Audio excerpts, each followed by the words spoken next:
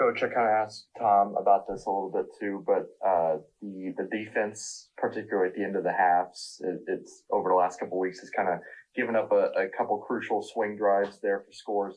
What are you seeing in terms of not being able to finish a half that needs to be rectified going into the last game of the year? Yeah, I think you said the word, right? It's finish. And, how we coach those situations, they're all a little bit unique, right? So there's some of them are true 2-minute situations where it's known throw. There's other times that there's, 3 or 4 minutes on the clock and it's normal offensive operation, but it's about finishing plays and finishing drives. We did not do it well enough either half this past week, but that was the big theme, for us. Obviously you saw it 2 weeks ago and on Sunday, our meeting with the defense was, it's all about finish. Daniel and Matt. Yeah, Coach, you all have had a lot of highs and lows this year, obviously, but entering the finale, I think you guys are last in the conference in yards allowed and second to last in scoring. What do you feel like kind of led to some of those problems this year, and how do you maybe rectify that next year? Yeah, it's a great question.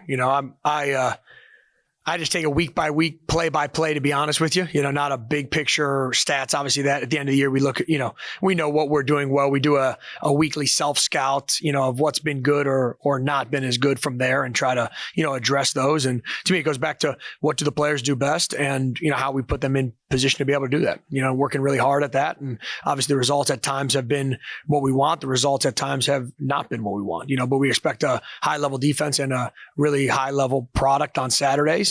And, we'll continue to work hard to put us in position to do that. Nathan, Jack. Hey, Coach. I want to ask you, that touchdown before the end of the first half, I know Phil Dunn was one of your guys. I know he didn't play it the way you guys wanted him to play it. You're up in the booth, so you can't talk to him. But when you did have a chance to speak to him, kind of what was your message? And how do you think he's responded in the last couple of days? Because I know he didn't get to play like the rest of the game after that. Just how do you feel like he's responded to, obviously, a poor judgment play by him? Yeah, anytime, there's plays that are, he's had great plays and play that like that wasn't good enough, from there. And that's no different than any other guy. And I address it head on, with those guys. Obviously at halftime, I've been able to look those guys in the eyes, and be able to, correct and motivate and get it fixed. And I own every one of their mistakes on game days, no matter who it is, right? So I tell them all the time, they own their attitude and effort, and I own any of the errors that happen, so no different, no matter who the guy is from there is, address it head on, be critical but encourage and move on to the next play. Jeff and Seth.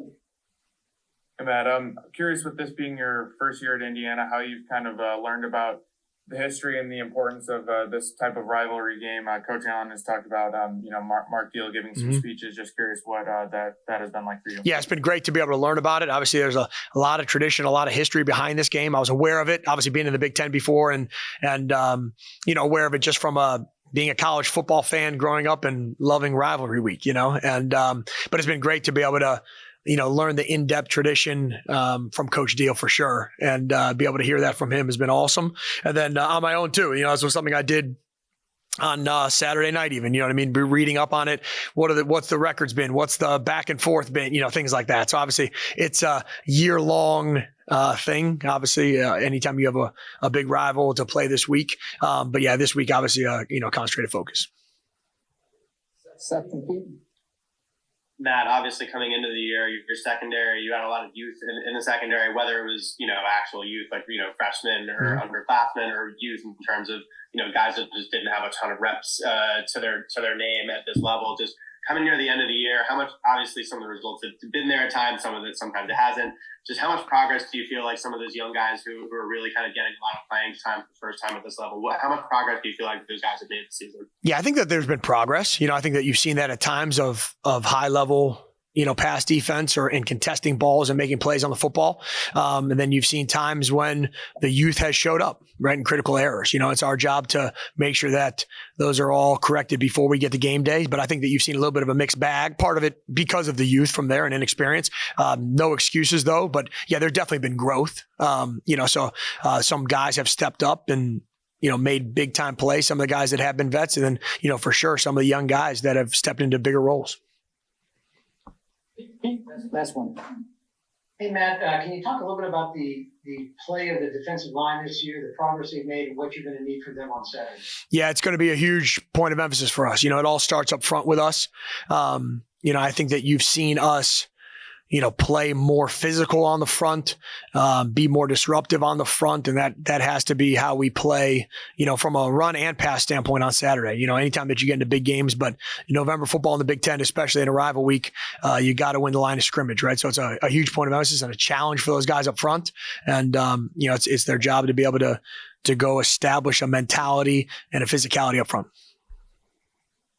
All right, thanks, Matt. Thanks, guys. Happy Thanksgiving, everybody.